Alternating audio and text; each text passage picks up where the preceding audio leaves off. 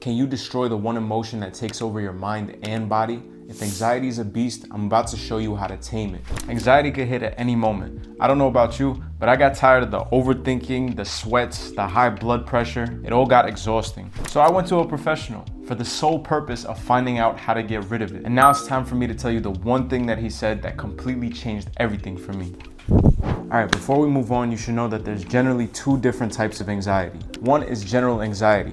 You might think, if I don't finish these tasks today, I'm gonna end up as a failure. So you just stress yourself about doing every single little thing and you become a perfectionist and it just takes a toll on your mind. You think about social events and you picture yourself failing or embarrassing yourself. So instead of facing that, you choose to stay quiet. Regardless of what you have, it's time for the sauce. How I use one simple measurement to control my anxiety. As I got older, I noticed my anxiety came from job interviews and speaking in groups, which is pretty common. I can hide it pretty well, but I can't deny the actual feeling. It feels like my heart is in my throat. Every time I speak, you could hear it in my voice. And as a result of this, I feel like I tanked every single job interview I've ever had in my life. And I begin to disqualify myself from even thinking I got the job. But if there's one thing I need to look back on, it's the data. What actually happened? This whole time, I kept ignoring the fact that every single interview I've had ended up with a job offer. So now I realized if I haven't failed to get a job offer, why should I be anxious about the next interview?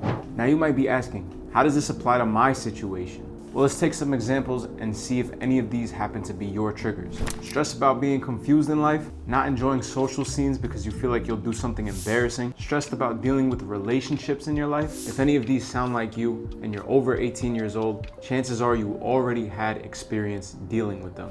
Now, how do you use the data part? Well, if you're one of the people that are confused in life right now and that's what makes you anxious, what other times in your life have you been confused and just ended up figuring it out? Chances are it's probably a good amount.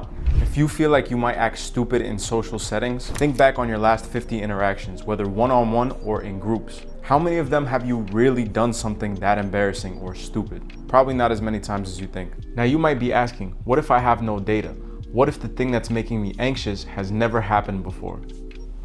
Well, since it's the first time, that's great. That means you have full control over how it will play out. Now, all you have to do is plan it and act confidently. Don't stress about what could happen, focus on what you can do. Then you'll have real experiences to reflect on later. Good luck to you all. Peace out. See you next time.